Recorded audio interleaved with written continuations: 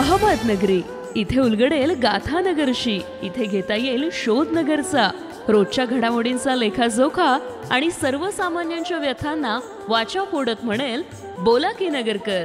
आज मी आलोय नगरमधल्या बुरानगर श्रीराम कुस्ती संकुल या ठिकाणी आपल्या बरोबर नावाजलेले महाराष्ट्रातले पैलवान आहेत। नाव आप्पा कर्डिले।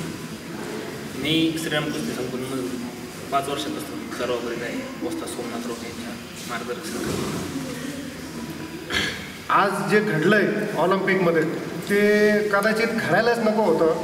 विनेश फोगाट या आपल्या कुस्तीगीराला ज्या गोल्ड मेडलिस्टपासून रोखलं गेलं 100 ग्रॅम वजनामुळे, याबद्दल तुम्हाला काय भावना व्यक्त करायच्या नगरी चॅनलला? हा धक्काच आहे पूर्ण भारतवासियांसाठी। गोल्ड मेडलपासून वंचित राहिले विनेश फोगाट 100 ग्रॅम वजनामध्ये। आता पहिलवानकी क्षेत्र खूप कष्टाने तयार करावं लागतं, कष्टाशिवाय पर्याय नाही। आता 10 वर्ष झाले कंप्लीट मी पहिलवानकी क्षेत्रात आहे। खूप कष्ट, एक दिवस पण प्रॅक्टिस चुकवू नाही लागत। त्याच्यामुळं ऑलिम्पिकपर्यंत जाण्यासाठी खूप कष्ट, खूप मेहनत लागते।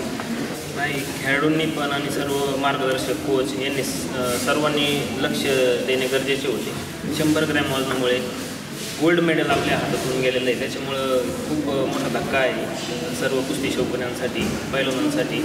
एक आशेचं किरण विनेश फोगाट होतं का आपल्या भारताला कुस्ती क्षेत्रामध्ये फर्स्ट टाईम गोल्ड मेडल आला असतं आपल्याला। त्यामुळं खूप वाईट घटना घडलेली आहे।